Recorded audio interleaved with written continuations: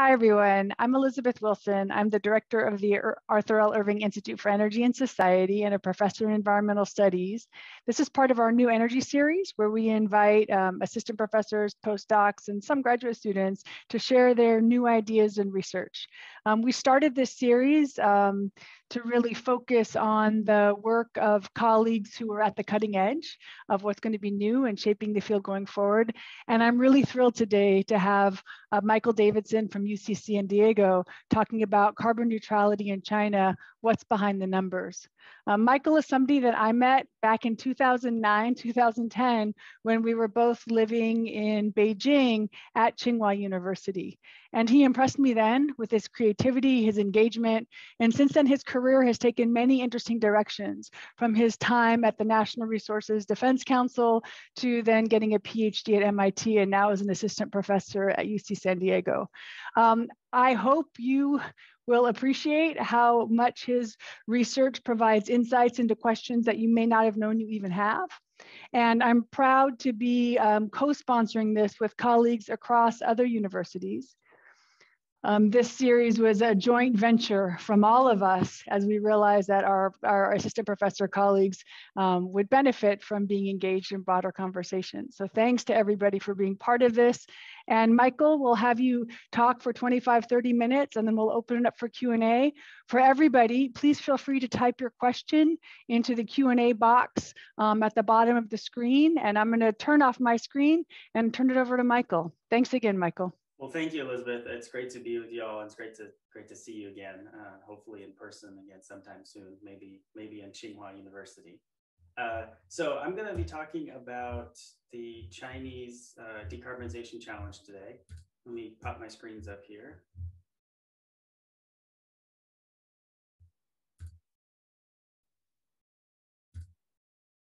All right. I hope someone will alert me if something is going wrong with my screen sharing. All right, so very happy to be with you all today. By way of introduction, though Elizabeth already gave me a very nice introduction, my research and teaching really focus on managing the low carbon transition. And the research agenda is kind of formed around thinking about low carbon infrastructure planning, as well as thinking about the political economy of incumbent energy institutions and what needs to change there in order to facilitate low carbon infrastructure planning. So this really takes into account two main streams. One stream is engineering economic models. And these are quantitative models that think about how to operate electricity systems, how to think about where renewable resources are profiles, as well as some uncertainty associated with them. And then the other side is thinking about political economy analyses and what are, in particular, a very relevant part in happening in China and many other contexts is market transitions and markets using markets to facilitate more renewable energy. And the twin challenge of bringing on lots of renewable energy is to, excuse me, phase out fossil fuels. And phasing out fossil fuels is a huge challenge, particularly in contexts like China and India, where you have millions of people directly employed in fossil fuel industry, not to mention indirect employment.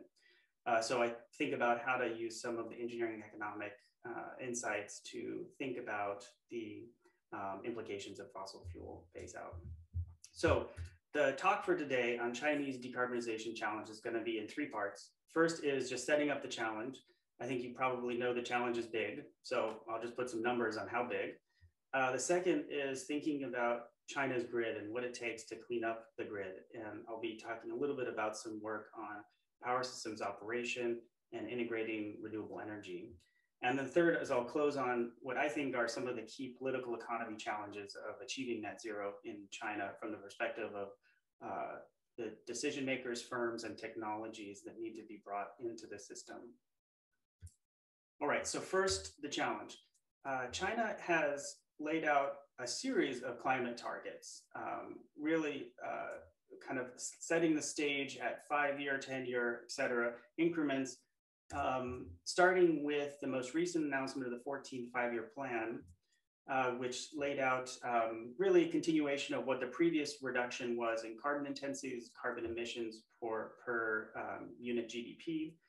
And while some folks were expecting maybe in February to get early March to get some more concrete sectoral plan targets, like how much, in particular, how much new renewable energy, or is there going to be a new carbon peaking target or some other kind of thing, target associated with that. The sectoral plans, they're coming out most likely later this year, are really going to contain more of those information.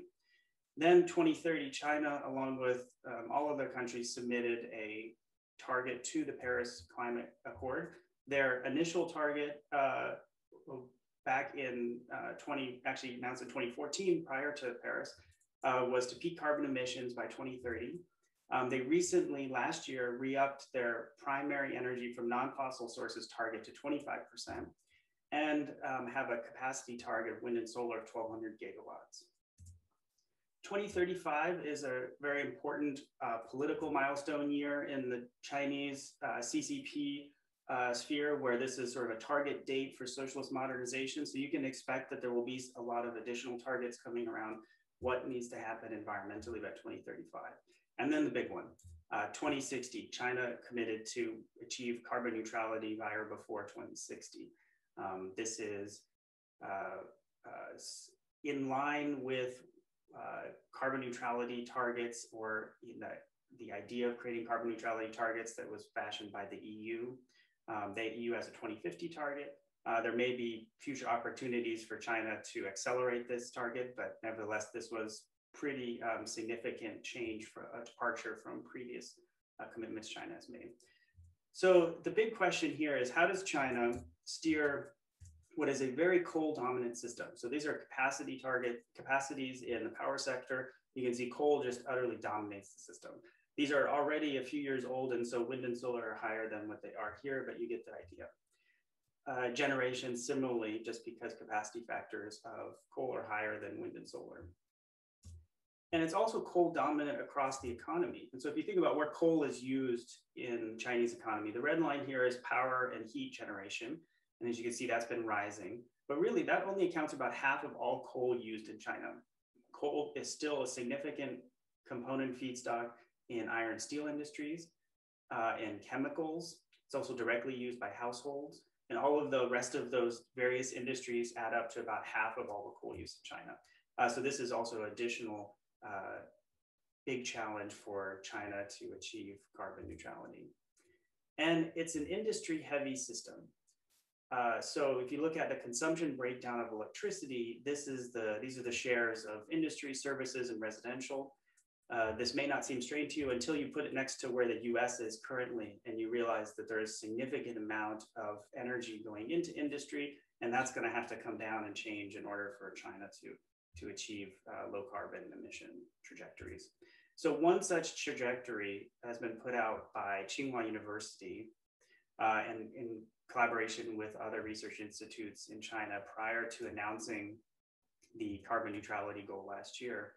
And these are roughly where CO2 pathways are. This is on gigatons per year on the y-axis. This is all CO2 and all GHGs, excuse me. And you can see the rough trajectory of how power needs to decarbonize, and then you have industry somewhat later. You're also going to have some sinks. This is to 2050, so we're not getting to complete carbon neutrality on this line, but you see the trajectory. And just to give you some numbers on what that means for capacity, by 2050, where this study ended, you still anticipate in this model having roughly 100 gigawatts of coal. You do have some coal with CCS, and CCS is very important in these scenarios.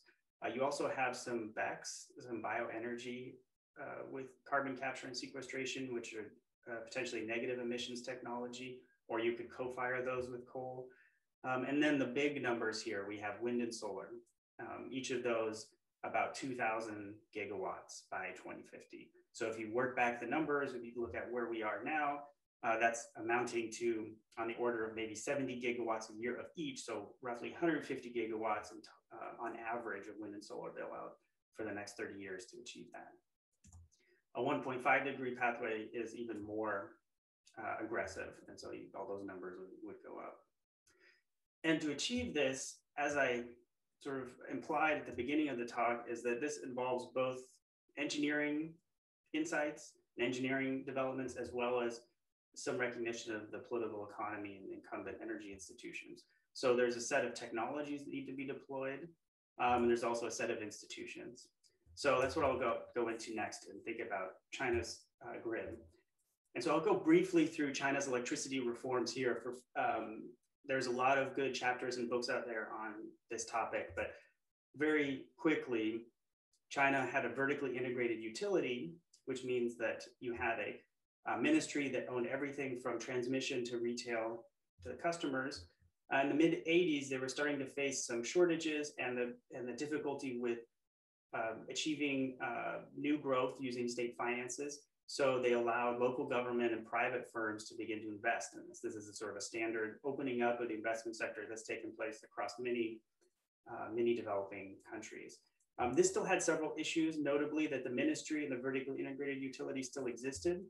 And so in the late 1990s, together with other state-owned enterprise reforms, really pioneered by the premier Zhu Rongji, corporatized and unbundled the sector following basic international prescriptions on how you would achieve markets in the electricity sector and how you would separate and break apart different components, the monopolies and the competitive side of the electricity sector. Then we enter the 2000s, and really none of the market aspirations evolved. I mean, you unbundled, you separated them, but still you had a very plan-based system where basically all generators got kind of a fair shake, regardless of how efficient they were. There wasn't really any competition. There was lots of development. Most of the development was taking place in very large state-owned enterprises and a couple of private firms. And so in this period, you started to see the system really dominated by large grid companies like State Grid, building out very large networks and amassing an enormous amount of control and power over how the electricity is distributed. This led to issues around still inefficient dispatch because there was essentially no competition on the generation side. This led to overinvestment. Since whenever you build a plant, you're kind of guaranteed a certain number of hours. So of course, you're going to result in excess entry. And then you also had renewable curtailment issues starting to become very salient. And so this gave rise to 2015, the current round of reforms, which are really focused on generation markets in addition to thinking about grid regulation. So what is a kind of the big challenge here in the coal sector going forward? Coal utilization rates, these are capacity factors on the right axis there, are declining. And so despite the declining utilization rates of coal, now below 50% for several years, there's still new coal capacity being put on the grid. So you're effectively doubling down on coal even as the utilization is going down. This has a number of important implications on how the power system is operated in renewables, which we'll talk about in a second. But it also ties back to this challenge of the political economy of who's making these decisions. In particular, provincial governments are making these decisions. So if we look at the renewable energy side, because renewable energy is so variable, you can have issues of curtailment. And curtailment occurs when you have essentially the wind is blowing and the sun is shining, but you're not able to accept all of the power fully onto the grid up to its full availability. This can happen for a large number of reasons, and it occurs in all power systems to some degree. In China, what you saw were extremely high curtailment rates occurring just at the beginning of its build out. And so you see here in blue is wind and orange is solar. As soon as wind started to pick up in 2009, as you had feed-in tariff generously supporting new installations, you started to see curtailment on which is the right axis there. You had a period where curtailment rates had started to fall and they picked up again. Then you started to see more solar coming on, and solar curtailment was also significant. And at its peak in 2016, just to put some numbers on it, this at still a very small fraction of total electricity, just a few percent.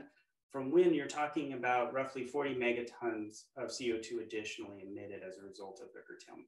This is still small peanuts compared to the total emissions from China, but this recalls a very small fraction of wind penetration. As you move to higher shares, that percentage is going to become more relevant.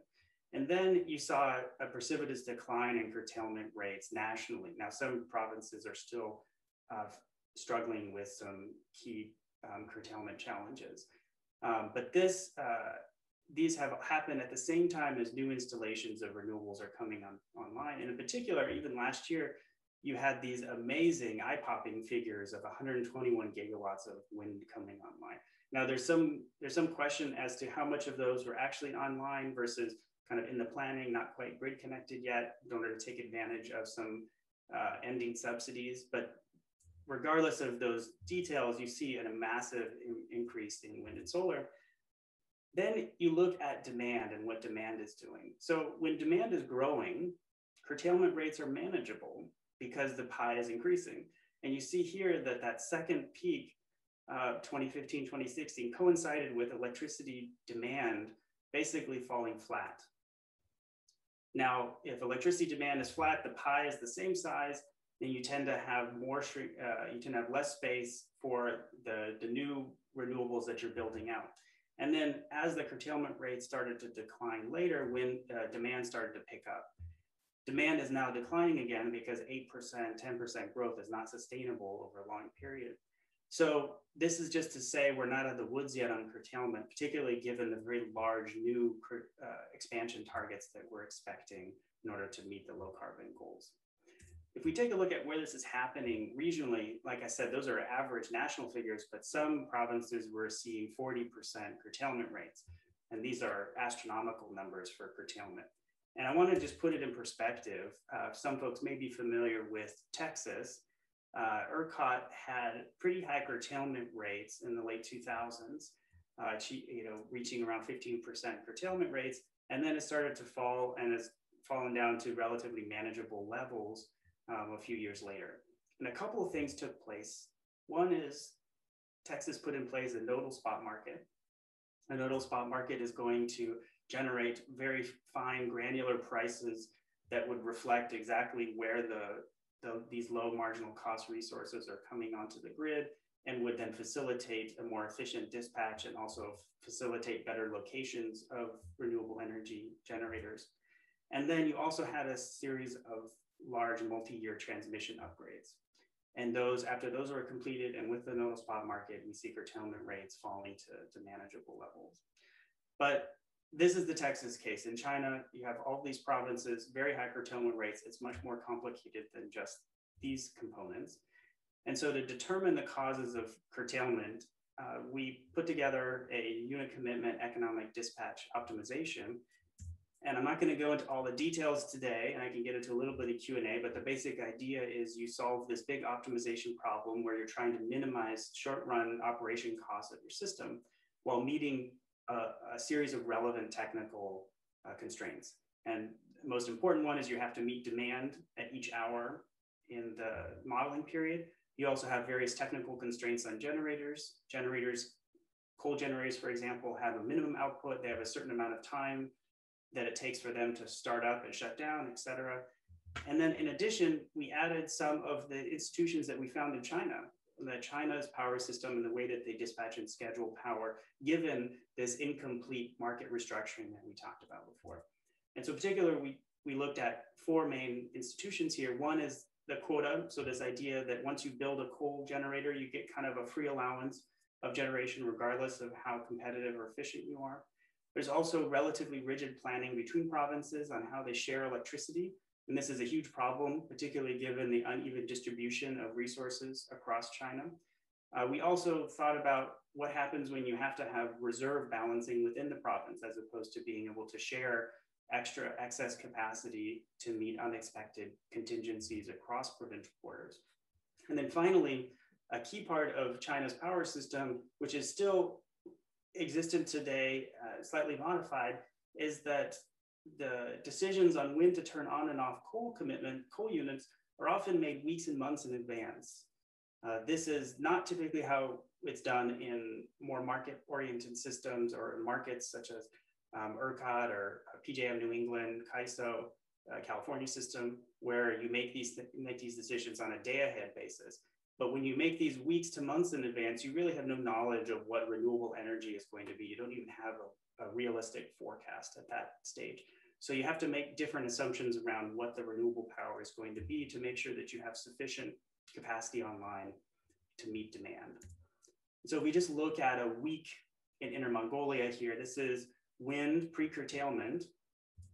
And when we model all of these dispatch, put them in optimization, this is wind post-curtailment. So you see some significant curtailment periods there in gray. And if we line this up with what's happening with the other generators on the system, each of these is a different class of generator, different size and efficiency. We find that when the curtailment is occurring, many of the key thermal generators are at their minimum outputs or they're at constrained, for example, because they're also providing district heating to local cities. And the very efficient coal generators, represented here, coal 600, and there are even larger coal generators online in provinces, 1,000 megawatts, that are there at their minimum outputs. And so they couldn't go farther down according to the way that they're currently operated in this here without shutting down. And that entails various time constraints, as I mentioned before. So if we put those all together, we can think about what happens if we remove each of these institutions individually, right? We can model, well, what if you just got rid of this provincial balancing constraint? Or what if you just got rid of the provincial reserve constraint? Or what if you let transmission become much more flexible between provinces? And what we can do is we start up in the kind of the top right corner here. This is modeling curtailment on the y-axis and then production cost relative to reference on the x-axis.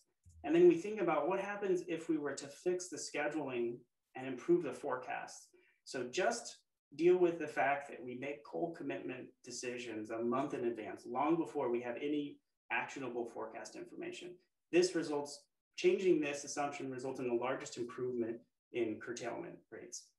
By contrast, what a lot of other suggestions have been, which is we need to regionalize the dispatch and we need to really focus on this quota, because the quota seems really unfair. Why are you giving so much extra generation capacity to and generation space to these coal plants? That's the main reason why renewables are having such a hard time. Well, you know, we find there's actually ways of meeting that quota using this, if you optimize it, while also reducing curtailment by switching it around. And so the curtailment rates, by just eliminating the quota alone, are not the main reason why curtailment rates are high. The bigger reason are the scheduling institutions, forecasts, et cetera. This is operations. Now there's a twin challenge with bringing on lots of renewables, which is the investment side. And this is an age-old challenge in all systems, particularly those that have created markets, on how to support long-term investment, provide sufficient revenue signals for new and entry of generators through these operational markets. And we have this with a China flavor, of course. And that is that on the operations side, markets and some mandates are seeking to improve efficiency of the short run production. At the same time, on the long run side, we see expanded government planning over investment decisions, over kind of comprehensive sectoral planning, as well as increasingly capital allocation through SOEs to other firms in the system. And so there's a disconnect between the operational signals and how those filter out to the investment decisions that are being made. On the market side, what we see is there's actually, since the 2015 reform, there have been some significant changes in the system. And I think very understudied outside of China. So the blue lines here are the pre-reform system, and that's basically the government dictating what's the quota, what are the prices that generators get, and what are the prices that consumers pay for electricity, and the grid companies mediate all of that. Markets allow some direct contracts through exchanges or through bilateral contracts between generators and industry or retail companies. And as a result of these changes, what we see is that in some provinces, you have more than 50% of electricity sales now taking place through markets. This is up from just a few percent prior to 2015. So substantial changes in the way that electricity production is done in China. And we looked at what is kind of a typical power market construction process in China. And I'll go very quickly through these concepts here, and we can get into Q&A if folks are interested. But the key thing here is that all provinces start with physical forward markets. These are monthly to annual markets that are denominated in energy and are physical because they're tied to the actual dispatch of the generators on the system. if you think about it and you sit down, you're like, well, how does that change the quota system? Well, it basically, you could think of it as essentially changing the quota, like allocating the quota differently among generators, but not changing any of the underlying scheduling institutions. So as a result, this one is actually going to have very limited impact on affecting renewable energy curtailment and energy integration, and also actually facilitating more renewable energy to come on the system. It has very little impact on those. It's mostly about dealing with some of the inefficient dispatch among coal generators. So in later stages, what is targeted in provinces to put together other shorter term markets, such as ancillary services markets and a peak regulation market, which is a very unique concept in China, and I could talk about if folks are interested in, and then a spot market.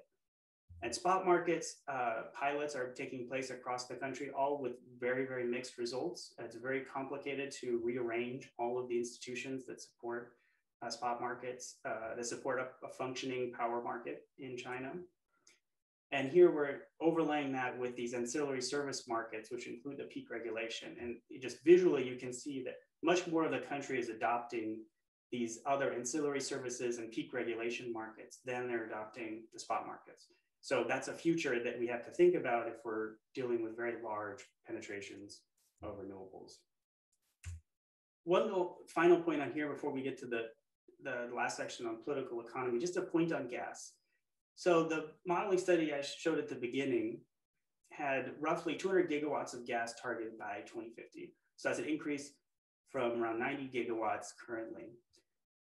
This sounds, reasonable, and we all know gas is a lower carbon intensive fuel than coal, so maybe there's a bridge concept here. There is a very significant challenge to this, and that is if you look at the carbon intensity of the upstream emissions from providing gas in China, they can be quite significant. And this is because you have really, really long pipelines that are crossing thousands of kilometers going from, for example, Turkmenistan to east coast of China. That's over on the right-hand side here, 66 and 67. And those result in some significant additional carbon equivalent emissions. This is a 100-year GWP. And just to put it in perspective, these are roughly typical combustion emissions from natural gas. So you're getting nearly double the total CO2 intensity from natural gas if you're using the gas from those very long pipelines. And some of those long pipelines are targeted to increase the supply, some of that increased gas. So the carbon impacts of these really need to be very carefully studied if we're going to be relying on gas as a bridge fuel.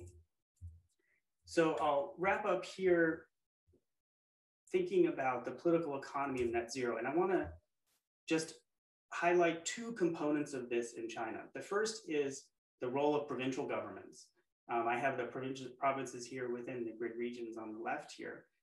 Provinces are making a lot of decisions around power sector evolution. So, we can think that Beijing just makes a target and everyone implements it. Well, no, it's much more complicated than that. In fact, much of this coal overcapacity challenge is due to provinces making decisions. Maybe the center didn't want to directly incentivize, but also didn't want to intervene too much into the specific economic decisions of those provinces. On the right-hand side, you have state-owned enterprises, which control a large fraction of the energy supply and production in the country.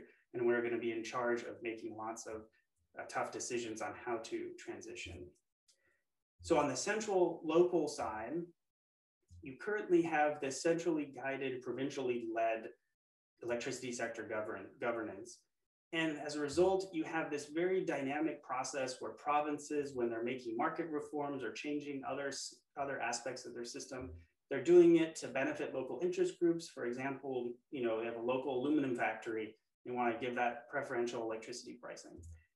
They want to keep and maintain protectionist barriers to trade. They want to export more electricity. They don't want to import unless they need it. They want to maintain control over the scheduling so that they can allocate additional benefits to their favorite generation types, and they really care about employment. A second key component of this is the resource adequacy challenge in China. So I've talked a lot about overcapacity. It's well known that the overcapacity exists, and there's, as a result of this generation quota system, as well as the provinces taking charge of permitting, there have also been various localized shortages. And if, these things can coexist, and the shortages, including just this last winter, at this roughly the same time Texas was having its freeze, parts of China were having issues with meeting energy demand through constrained coal supplies. These are key considerations for provinces that are thinking about the transition. And just to give you a flavor of how difficult this is, some provinces like Yunnan are heavily subsidizing their coal fleets in order to keep them online to deal with what they think are very serious resource adequacy issues. And there are no markets that can support these coal generators without some significant subsidization. All right, so then let's think about where these technologies are going to be coming from. China's already a big leader in solar panels and high efficiency coal generators and UHV transmission in some EVs, and it's making great strides in other areas, and it's eyeing some future technologies like CCS, BECCS, and hydrogen. So where are these technologies going to come from? I'm going to suggest that a lot of these new technologies are going to be coming from these large state-owned enterprises, and we have to think about carefully how they're thinking about the transition. There have been different studies and theories around how energy innovation happens in China. There certainly are significant top-down programs that are kind of centrally coordinated by bureaucracy. These work, but they're relatively inflexible. And a key example of this is how China developed indigenous capabilities of building out its supercritical coal-fired power technology that now it's exporting to the world. There's also been significant bottom-up manufacturing innovation where local governments in particular are supporting small firms that have innovative capabilities, but more on the process improvement side.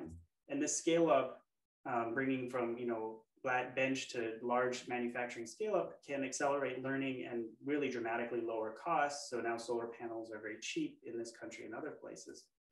So this occurs in solar and EV. And then more recently, we see this idea of the rise of the investor state. So the state taking the role of essentially a VC through these industrial guidance funds and other mechanisms to capitalize various more risky ideas that would normally take place, at least in this country, we would think ideally by venture capital. And the total funding scope of these industrial guidance funds is absolutely enormous. This is not already what's raised. This is what's targeted to be raised, but on the level of around 2 trillion US, about 15% of that is in energy and environment. So SOE transition. So we know the state-owned enterprises are going to be critical to this. And as a result, carbon neutrality pathway projects have begun in various state-owned enterprises. I'm going to highlight these two technologies. I think that commercial CCS and BECCS demonstration is going to very likely occur first in the Chinese SOE because they don't have to wait around for tax credits and they have a lot of extra cash to throw at these problems. And it's also now very much in line with long-term carbon neutrality goals. And if they stake out this technology, they have a lot of additional growth streams, even as their coal business and other fossil fuel businesses are shrinking. Same story with hydrogen. No one SOE has staked out the claim for what's going to be the hydrogen infrastructure. And in particular, they're not waiting for us analysts to tell them whether or not hydrogen is the ideal energy carrier. From a political economy's perspective and business management, they're just going ahead. And this is looking at where SOEs have targeted in response to the carbon neutrality targets that have been put out. These are some of the biggest SOEs in the country. Many of them have already come up with their own peaking emissions targets.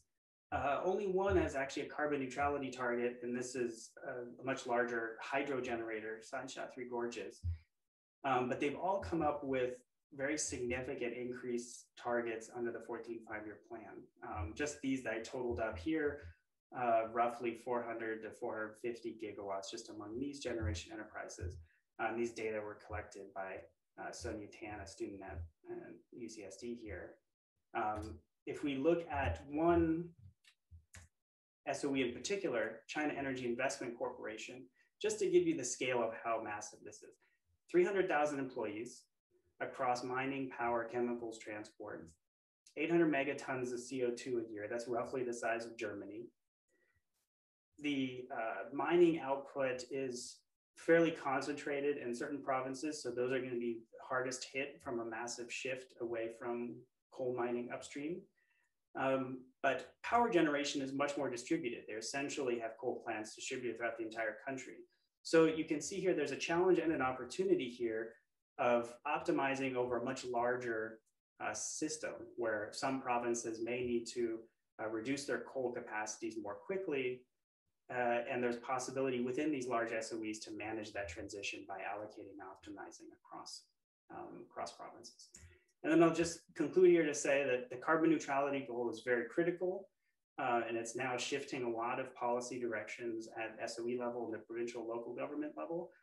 Air pollution is still the #1 reason why energy sector reform has been taking place, and it will still, until it's down to manageable levels, will still continue to drive it. So we need to think carefully about the co-benefits of carbon mitigation on dealing with air pollution in large cities. So I'll wrap up there and looking forward to your questions. Michael, this was just super. I knew it would be a great talk, and you gave us such a nice beginning with the context of what the Chinese goals were. But then what I really appreciated was you talked not only about the industry, but also some of the institutional challenge and business components in changing it and actually meeting those goals. So we have a lot of questions that have come in. And I want to make sure that before we end today, you also have a moment to speak of Chinese investment in other parts of the world. So if you do have a question, please put it in the Q&A box. We'll be taking questions that way. And the first question came in from Jesse Jenkins, who wanted a little clarification of what does socialist modernization mean in terms of as a CCP goal, and how does it create or relate to energy sector planning? Sure, yeah. Should I stop share and make the pictures bigger? Or yeah, we can do that. That would be fine. Well, we might want to go back to some of the slides, so we can do either way. I'll just keep it up then, and you guys can shrink it if you want to. Yeah, thanks, Jesse. What do you think it means? I think, there's lots of discussions on this. China, when China thinks, and Chinese leaders are making these kinds of big proclamations like ecological civilization or socialist modernization. This is a very rhetorical process. It's a very ideologically driven and oriented decision-making process, right? There's a lot of focus on terminology and how things fit into broader goals. That's just a feature of the Chinese CCP system. But I guess more tangibly, most of the socialist modernization is basically, by that point, China is going to become, a middle-income country. It's going to have, adequate, very generous, social services, complete infrastructure build out, all sorts of other components associated with finally kind of surpassing its developing country stage. And there's no specific targets, as I mentioned before, on the 2035 frame, specifically on energy capacity targets or carbon environment. But a lot of Chinese stakeholders are thinking about that, and they're positioning to create an additional, we'll say, kind of a stepping stone to that 2060 goal by anchoring on this 2035 socialist modernization. So just, I guess, more of an indication for things to watch for, but no specific targets yet. And there was a question here from somebody asking about parallels between employment discussions in the United States for the coal mining job losses and in China. I mean, it really dominates our political cycle. How is the employment component being framed within the Chinese context of the energy transition and energy goals? When you talked about the China Energy and Industrial Investment Corporation with 300,000 employees, you appreciate that in a country of 1.4 billion people, this is a major employer. Exactly. And I'm always struck with the asymmetry of how important coal mining jobs are in this country relative to in China. So we have roughly 40,000 people in this country directly employed in coal mining. It's gone down a little bit in the last half year or so. In China, you had, in its peak around 2015, 5 million people. And then dramatically and very much under the radar, it shed 2 million of those jobs in the last 5 years. So 2 million. 2 million. 2 million people have left the coal mining sector in China over the last 5 years. And if you're thinking about that comparatively, figure that the US is about a quarter the size of China. So just multiply these numbers by 4. So basically with your 40,000 people in the US, that's equivalent to 160,000 people who would be working in coal. And there you've shed an order of magnitude more jobs. Yeah, well, it's an order of magnitude more because China mines more coal. It's also more labor intensive. Coal mining is a very mechanized industry in this country. So it's not, and very dangerous. Very dangerous, yeah. So there's lots of reasons why we might want to shed coal, but our particular institutions in this country, like we could talk about the Senate, but we won't, allow the focus those discussions around certain impacted sectors and workers, and they're really important considerations on how we transition fossil fuels. I wanted to point out on the flip side what is possible with relatively little political backlash if you have, like the case of China, very large state-owned enterprises with massive other opportunities for reallocation of employment. So 2 million people didn't suddenly become unemployed overnight, right? What they did was they found other jobs in large companies like China Energy Investment and others. And they were able to manage that transition relatively seamlessly, at least without any large social protests that I've heard about related to coal mine losses. So there were, no, this is really helpful. And there was a question that I wanted to make sure everyone knew, but on this slide is Michael Davidson's papers. A couple of people are asking about the research papers and their availability. And this talk is being recorded and it'll be posted on the YouTube channel. So, I know I want to watch it 3 or 4 more times to kind of absorb some of the stuff we've been talking about. But one of the pieces I appreciated, the conversation here, we focused on the power sector. Can you go to slide 8? I think it was slide 8, where you were showing how coal is used as only 50%. And I'm just wondering what any strategies might be to reduce coal use in these other sectors that are also so important, but potentially harder to get at. Yeah.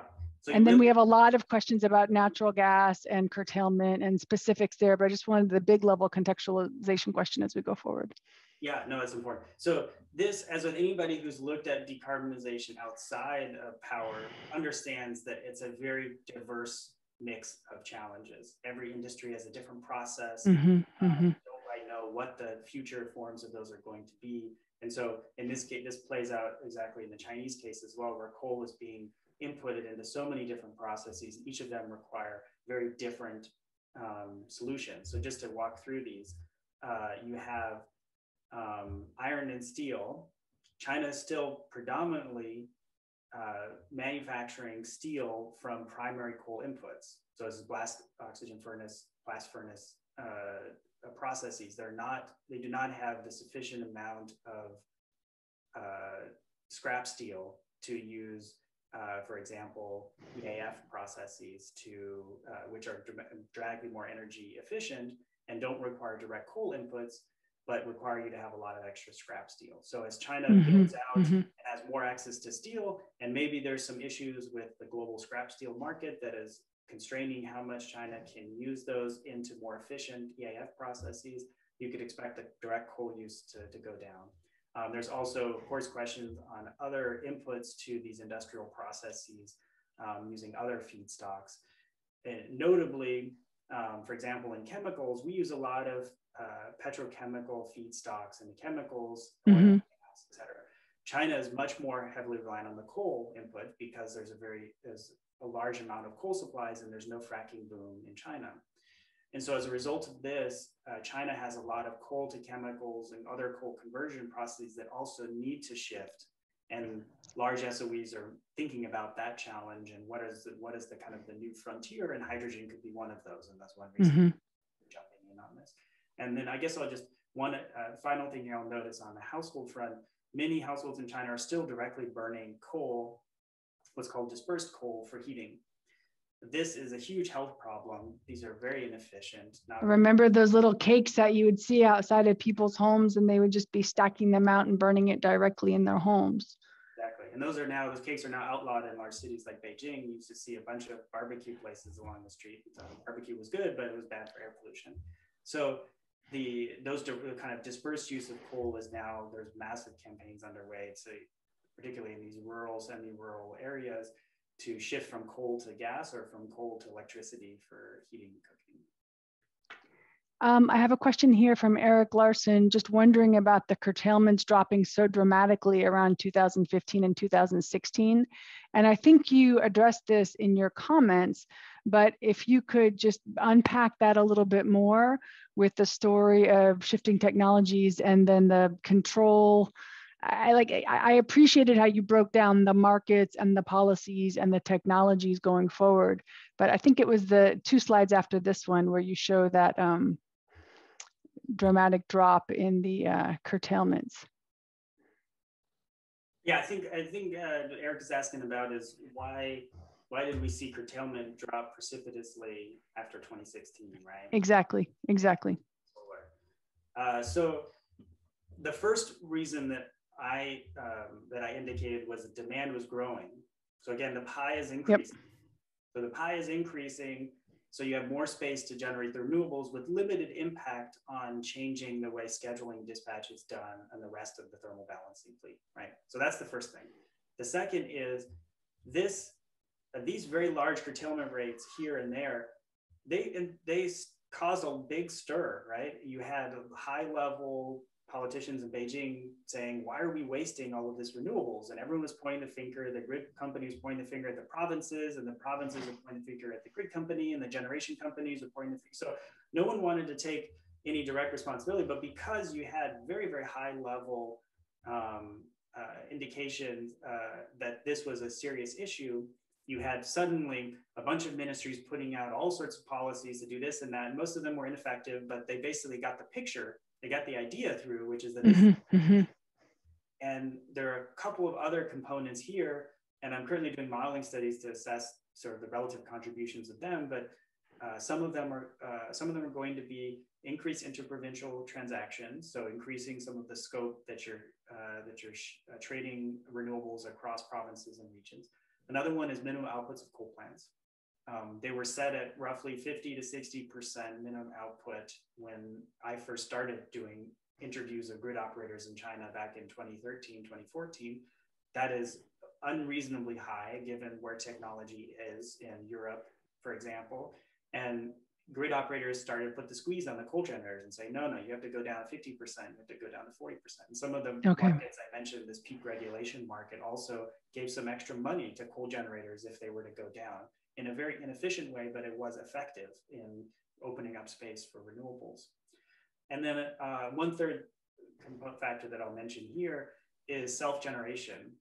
So because industrial electricity prices were relatively high for a long period of time, because of this government structured tariff system where essentially industry was cross-subsidizing residential, if you're a large factory, like a very large factory, you save money by building a power plant within your fence borders rather than buying power from the grid. Those are self-generation plants.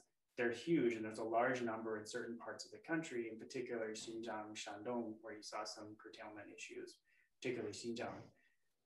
Those plants were not dispatched in the same way that other electricity grid plants were by the grid operator. But as a result of this curtailment pressure and the recognition you shouldn't have this two-track system where some generators can kind of skirt the dispatch orders and follow them, they brought more self-generation units into the fold and forcing them to reduce their minimum outputs. So those are just some that I'll mention here, but there are potentially many other factors that led to it. But I guess the main takeaway from this is that I don't think we're out of the woods yet. I think that there's potential for significant curtailment going forward as well. And one of the follow-up questions from an attendee was on slide 27. They were wondering why production costs are increasing when you're reducing curtailment. And that, just you would expect the reverse, that the plant would actually be worth more here. And then maybe that was how they in general, you see, so like curtailment going down, production costs going down. In general, you see this. Okay.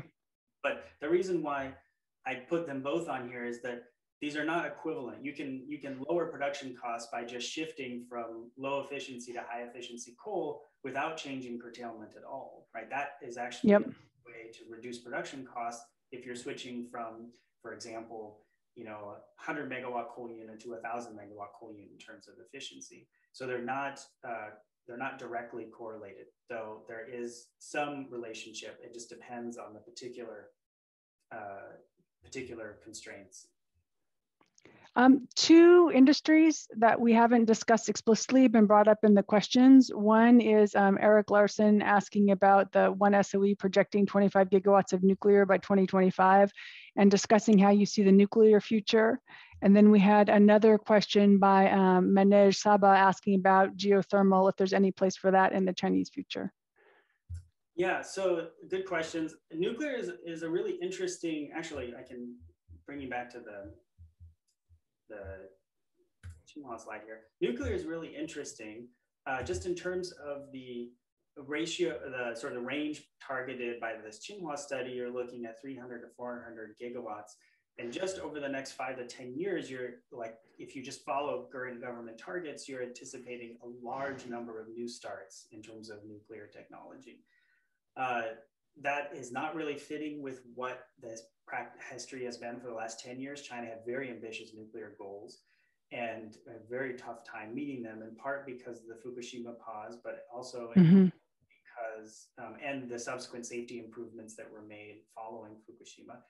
But also in part because nuclear just always takes a lot more time and money than people tend to project, even in China. Even in China. Though nuclear capital costs are lower in China, they're still face some of those same issues. China is moving ahead on second and third generation nuclear and now beginning to export some of those technologies. So there's potential for China to find new technology pathways. They're still expensive because they have a lot of additional, like I said, a lot of additional safety, costly safety improvements to them. There is potential for China to really go big on nuclear, but there is a huge challenge in China related to siting. And so far, there's been no inland nuclear power plants sited in China. They're all on the coast. And the coast is heavily populated, so there actually is running out of space for where they could site new nuclear plants. They're putting, they have these, massive 1.5 gigawatt units, and they're stacking 4, 6 together because the land is just the places where viable places where you can put them on the coast are being filled up. Inland, for example, you think, well, you need water to cool nuclear plants. Why are you one of those big rivers? The big concern there is that the rivers flood, right? So the rivers flooding is an even bigger risk than a tsunami along the coast in some locations. And so there's significant hesitancy to build inland. So that's the big fulcrum, is whether or not they're going to go inland. That's going to determine whether there's space. There's going to be a cost component. Nuclear is not the most efficient way of delivering low carbon energy at the time. But in the future, of course, when we're facing the lack of other firm sources from generation capacity from fossil that we need to retire, then there's going to be some optimization that's going to need to take place. Any just 1 or 2 sentences on geothermal? Geothermal does not enter a lot of modeling studies. I think it's just a resource availability issue. I'm sure that I haven't looked at the numbers, but I would guess that it's no more than 50 to 100 that people are actually thinking is viable. But I think it's a very good question, and I should look into it a little bit more closely. You mentioned natural gas. You mentioned the real impacts of natural gas if it's coming from far away and kind of that upstream gas impact. And then you also talked about the kind of drive to create a hydrogen economy. And there's a question here from Winston Yao about kind of that trajectory. And I'm just wondering if you have any insights on how that would play out. And I want to link that to another question about stranded assets and how just the resources, Edgar Vigueras, thanks you for your presentation, and also just talks about how the traditional power cell mechanisms, which guaranteed owners going forward, how much of a stranded assets problem will prevent new market reforms in China. And I think you touched on that a little bit with kind of the state-owned enterprises and their mission and how different it is from the US. But if you could expand on both that natural gas trajectory and then the kind of stranded asset issue of changing away from big classes of very expensive infrastructure, I think that would be interesting. So was the first question on gas or hydrogen? Sorry. The first was gas to, like, thinking about gas and thinking to hydrogen. Maybe in China, that's not the trajectory, right? Maybe it's coal to hydrogen. I mean, but there was the story of natural gas. There was your slides that you showed of that hard natural gas carbon emissions, and then the role that gas plays. But then in this country as well, we think about it linked to hydrogen, but you're right, in China, that may be a very different tale. Yeah, no, I think so. Like methanization, not a big important technology from what I can see, because gas is expensive. Why would you import expensive gas or bring it through the pipeline and then extract hydrogen from it through another expensive process? I don't think that's. I think electrolysis is more of the future for hydrogen production, because they're seeing that paired with all these renewables, they're low cost, and they're having issues with curtailment, and they're thinking, oh, it's dirt cheap, so let's do electrolysis. I think that's probably more. That's the pathway there. That's more likely the pathway. I'm not no crystal ball, but I think that's probably more the likely pathway. Of course, with hydrogen via electrolysis, from expensive fixed capital costs, lower variable costs, assuming your energy is cheap, you have a really hard constraint on utilization.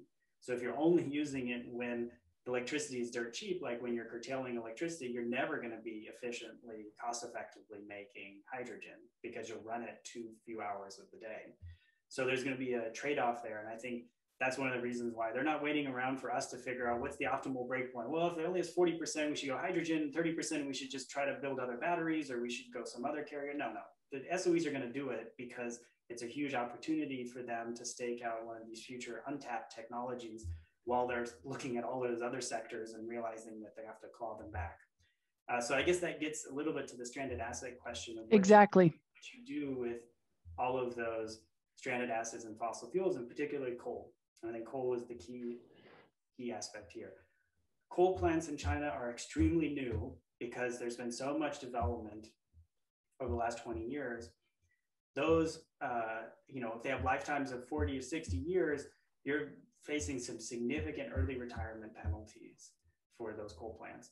And there have been some analyses that have shown that if you optimally did it this way, there's some really interesting work out of Maryland, University of Maryland, where if you optimally picked your coal plants, you could maybe only on average reduce the lifetime by 1 year. So that's based on the rated lifetime, 1 to 2 years. That's based on the rated lifetime. I think the challenge is much greater than that, given that coal plants can extend beyond their rated lifetime.